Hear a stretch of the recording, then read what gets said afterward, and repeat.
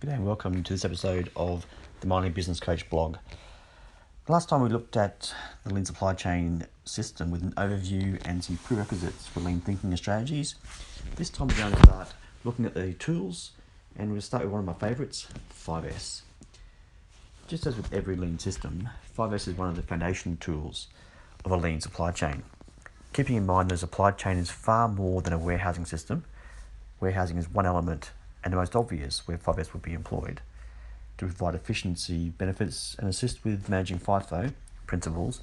But because it's so obvious to start with warehousing, I'm going to instead look at a very different area, the ERP or Enterprise Resource Planning System and 5S.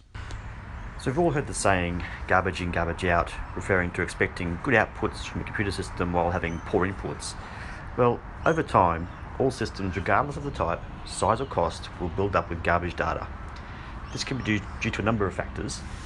Firstly, poor standardised work practices will result in garbage in when different practices are used by different people. Changes to standardised work will result in previous entries possibly containing newly identified garbage. Poor system implementation can result in poor data from the outset and obviously poor discipline. There could be many more causes, but the causes aren't really the topic here. For an ERP system to be effective and run efficiently, the data must be maintained. Just as you would maintain a machine to operate at its peak efficiency, you need to maintain the data in your ERP system. Think of it like the oil. The dirtier the oil, the worse the machine runs. So where do you start? As with all 5S, you have to start with sorting. Before you can sort, you need to define what should stay and what shouldn't stay, just as you would for physical sorting. I like to have 3 designations for the data sort. Good data to keep, bad data to rework or cleanse, and bad data to go. Depending on the system, you may be able to keep and mark up as inactive rather than delete, which would be the obvious choice. Once you have sorted the data you want to sweep, in the context of data, this is where you either mark as inactive or delete. Deleting should be performed with caution and care, and should be the last case scenario, and always back up first. Setting in order is where you store the data in the right locations. Not as important with modern database structures as they are more matrix structured, however still should be stored in a clean and logical manner. It's a good idea to set in order all of your folders and files outside of your ERP as well, to enable efficient access to all of your information and data. Just like a physical system of 5S, standardization is a key to success. Without standardizing, your system will slip back into disarray quickly.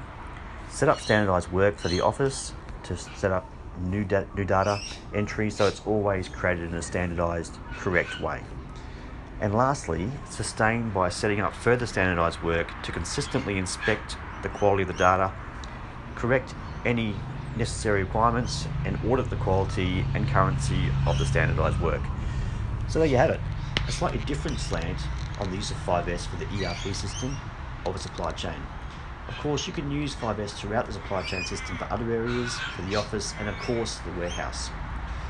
Today's podcast is being brought to you by Nimblex, which is an Australian-made and owned, highly flexible, web-based software platform. Nimblex create business management solutions that fit your requirements without the need for writing code, long lead times, and big budgets. Their key off-the-shelf solutions include procurement, contract, risk safety, quality assurance, grant vendor, or a completely customized solution.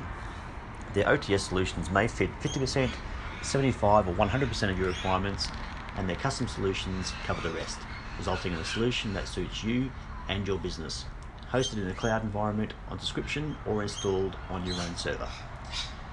Go to getnimblex.com.au. So that's all for today. Thanks for listening again, and we will see you on the lean side.